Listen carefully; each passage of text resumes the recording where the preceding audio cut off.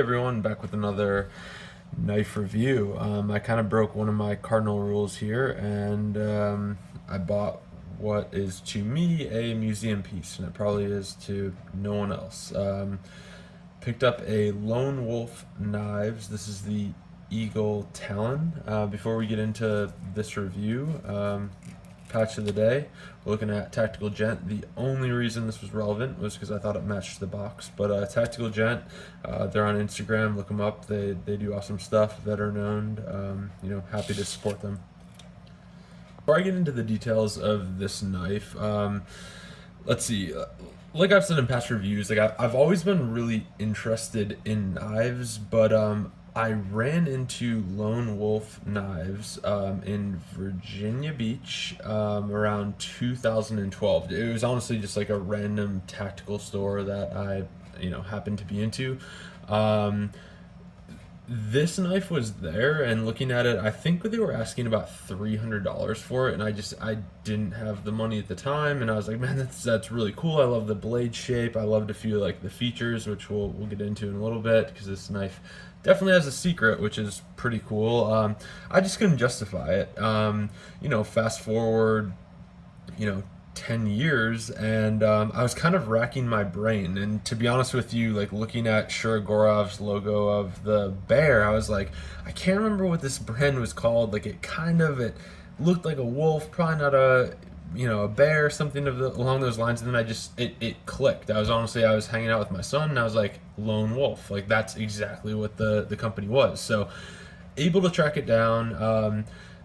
These are not made anymore, which I guess I can get into now. So in 2010, Benchmade actually purchased Lone Wolf Knives, which was out of Oregon, and soon thereafter just got rid of the brand, which is really disappointing, because every knife that I handled in the shop that day, I was like, man, this one's cooler than the last one, etc. So it's kind of sad, and like especially looking back and you look at, okay, well, like what else is Benchmade made that they still kind of keep afloat. I mean, we're looking at like whatever their H&K line is. Like, I don't know, honestly I have a bone to pick with Benchmade, because this was one of those American companies that I could get behind. Like they were very like hunting, outdoors centered. I mean, it's very unfortunate that these guys couldn't stay afloat. Bought by Benchmade, which I guess, I mean, that's capitalism at its finest, but it does kind of, rub me the wrong way a little bit. I would have loved to, and that's going to be, one of my final thoughts with this knife is, where would Lone Wolf be today if Benchmade wouldn't have touched them? And it's a tale as old as time. Like we don't know, nor will we ever know. And a cool thing about this company is in the brief time that they actually existed. These guys were doing collaborations with like, Hersey, like.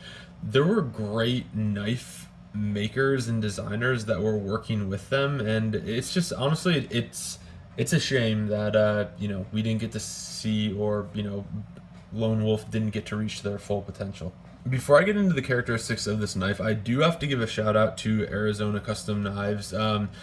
I had never dealt with Arizona Custom Knives before, but a lot of the groups that I belong to kind of give Arizona Customs a bad rap, and it's more of just people like posting pictures of what they have on consignment and how much people are asking, and they're like, oh my gosh, like more expensive than eBay, blah blah blah blah, like all that other stuff. Like, I found this on Arizona Custom Knives, and I have to give a shout out to one of the guys that works there, Curtis. Couldn't have been nicer. Like they had this knife, it was on consignment. I contacted them. I was like, hey, like, this thing's been listed for a while. What's the deal with it? And I found out it was on consignment. Curtis said, hey, shoot your best shot. I gave him an offer. Within probably 15 minutes, he was like, yep, the seller said that they'll accept the offer. I can get it in the mail today, whatever. Like, he hooked me up, and realizing that might not seem like a big deal, but the rest of the shop was at Blade show in Atlanta. He was the only, the lone guy in the office. He made this happen, and I got this within 3 days, and I'm in California. So I can't say enough good things about Arizona Custom Knives. If you are interested in anything they have to sell, it's well worth contacting them.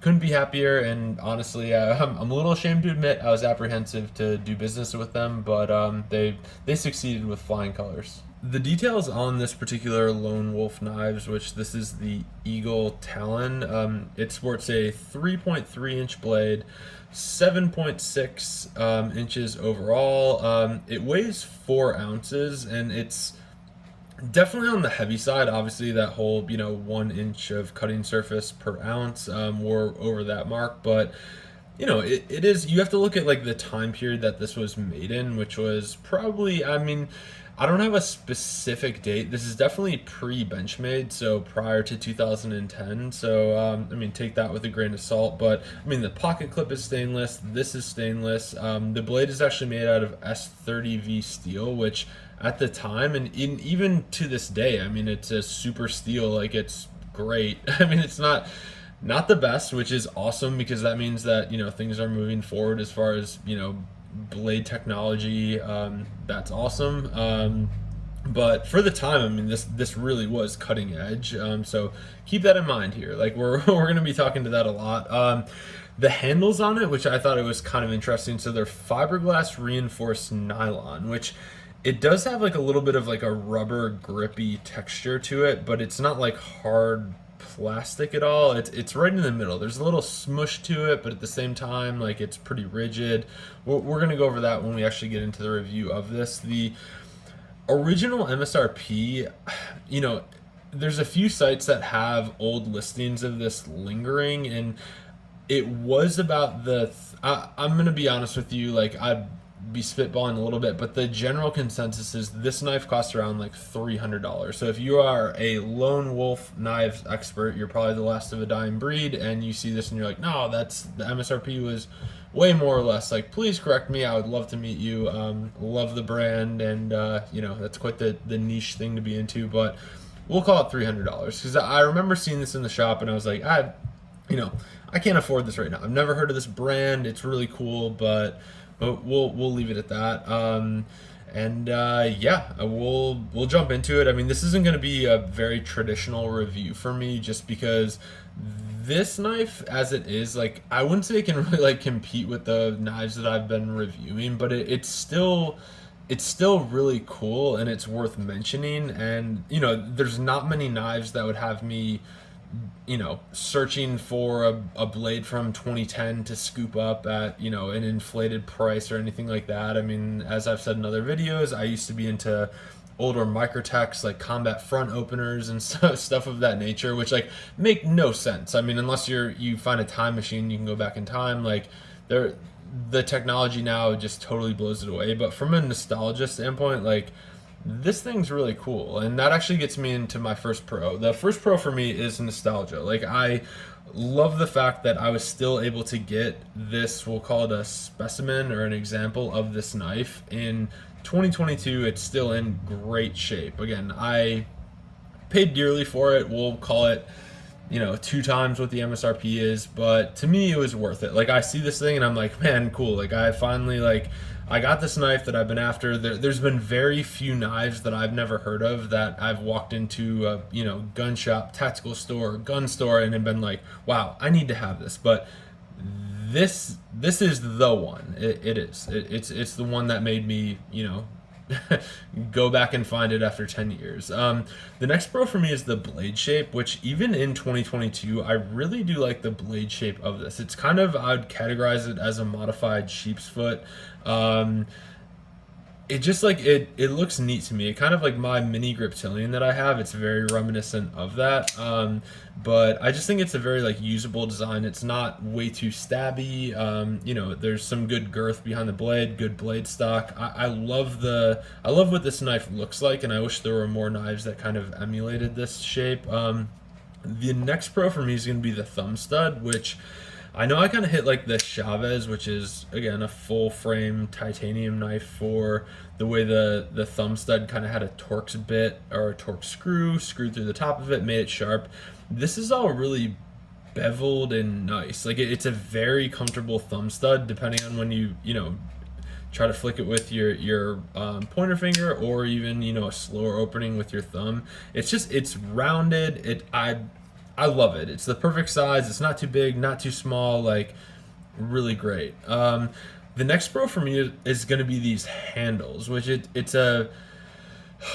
tricky in the sense that it's also one of my cons that I'll get to in a minute. But so these handles being fiberglass reinforced nylon handles, they are very grippy, and there are liners below it. These are stainless liners, but it's grippy and it's very reminiscent to me of like a Gerber gator, which I'm ashamed to admit this, but again, like I've been hunting all my life, and if I'm ever cleaning a deer or something of that nature, I'm using a Gerber gator just because when you get things, wet, we'll say, it tends to get really slippery. And I love seeing guys on like Instagram or Facebook that are like, oh, like, clean this deer with this, ironwood, blah, blah. And I'm like, dude, that must get so slippery when it gets wet. I mean, it must be crazy. Like, hopefully you get the pictures and then you pull out a knife that actually works. But anyways, that's just me ranting. The scales on this are nice. Like, I like how they kind of went the rubberized route, which I haven't really seen since, and we'll look to in a second whether that has kind of stood the test of time. Next pro for me is going to be the Ergonomics. Realizing, and it is going to be one of my pros, so spoiler alert, this is a tip down carry right hand only. Like, this is the only position you can put the pocket clip in. That's a limiting factor, but it's not the end of the world, to be honest with you.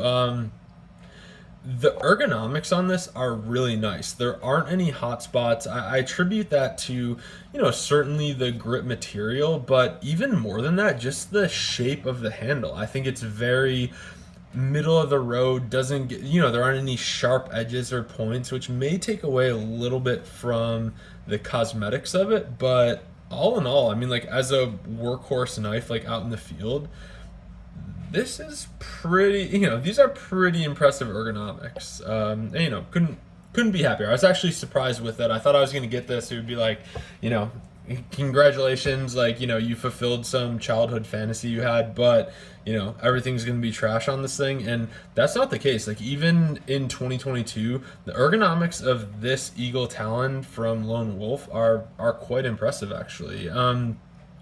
The next pro for me is the Jimping Ramp, which, due to the blade shape, what this looks like, I really do love the jimping, and I think like jimping alone almost isn't enough. Like, you have to have that ramp to let you know that like you're locked in. And this one, again, like, I love this blade shape. Like, if you in 2022, if you had this blade shape on, something that was a little bit more updated on the handle end of things, I would be really impressed with it. But I love the jimping ramp on it. The jimping, it's not too aggressive, but it gives you confidence.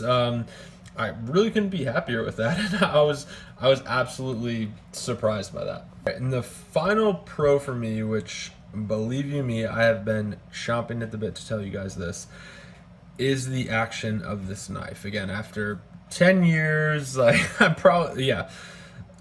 What made me remember this knife was the action. So, looking at this, and I'm sorry, I'm kind of building up to this, but all right, so I can, regular flick this open that way. I can do kind of like a slow opening with the thumb stud. Super nice. Lockup is great. I was even looking at the blade centering. Like, it's right on, which, again, realizing this probably sat in someone's closet for a long time. Not saying too much, but the coolest thing about this knife and what stuck out to me was the hidden feature with this, which it is a dual action knife, right? So I can actually press up on the scale and she turns into an auto, which is awesome. It's not like the Pro Tech where there's this like, ostentatious red button that you're hitting it and it's firing out. This is such a subtle thing that anyone who doesn't know about, that feature of this knife, they're gonna flick this all day. I remember the guy working in the tactical store being like, hey, you press on the scale right here. And I remember being like, oh, here. Like, nothing was happening, but it's actually, so pushing up on the liner right here releases it. And This thing fires for real. And again, this is a 10-year-old knife. So this spring, in some sort of form or fashion, has been wound up for that long, and it fires like that. Like, I love that design. I love how under the radar, like, oh yeah, dude, this is just a, very innocuous knife. Like, oh, by the way, like, boom, that thing fires out. And that is my favorite pro of this knife. That's what got me into this. That's what made me remember it after 10 years of life. I will never forget that. So, yeah, those are all the pros for me. And in an effort to be equitable, like, I definitely have to do the cons of this thing, realizing that it is 2022.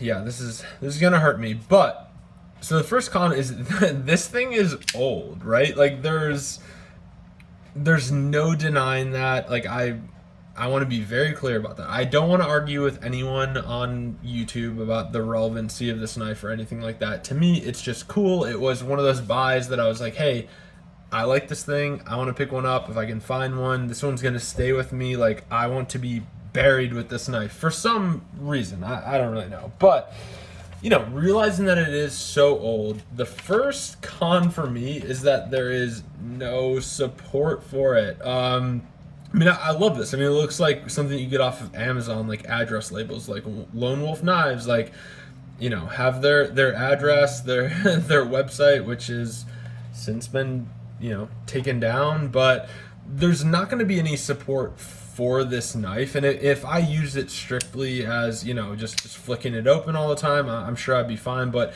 if I ever had to touch any of the mechanisms or anything that was like involved with this, dual action liner situation it has going on, I would be screwed. So I'm like, oh man, how many times did I fire it during this video? Like, that's not lost on me, but at the same time, like, that has to be a con. Like, no one is gonna buy this as like their only EDC knife. I mean, even more so than the ProTech. I know I made that comment with that one. Nobody even knows about Lone Wolf, right? And that's really sad, but that's why I wanted to make this video, because for me, who's so enthusiastic about knives and what they have to offer, I love this knife, and it's not lost on me that, if I throw a spring out of this thing, she's going in my junk drawer, and that's too bad. The next con from a 2022 standpoint is the tip down carry option. This was the only option, but I do have a few older Emersons. Like, I'm kind of, so coincidentally, my son is named Emerson. I've bought him Emersons. My mom loves to remind me that, like, oh, he's not going to be able to use those knives till he's older. I'm like, yo, appreciate it. With that, like, the older Benchmade Emerson, so when Emerson was making his knives in Benchmade's factory, where they were kind of, they had the logo on both sides, which I'll get to review in one of the CQC7s. It was a pretty common practice to just have this tip down right hand carry only design, and that's definitely a limiting factor with this, but I honestly, like, don't mind. Have I carried this?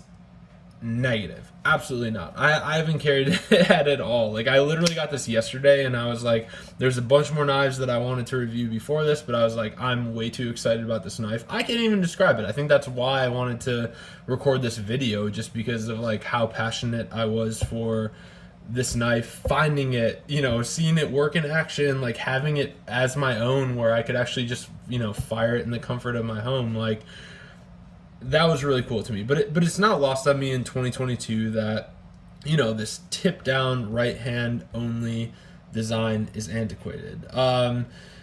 Also, with that, the next con for me is going to be the weight of this. Again, it comes in at 4 ounces, but we're not looking at titanium liners or anything like that. Like, this is all stainless steel. So stainless steel liners, stainless steel pocket clip, again, S30V steel.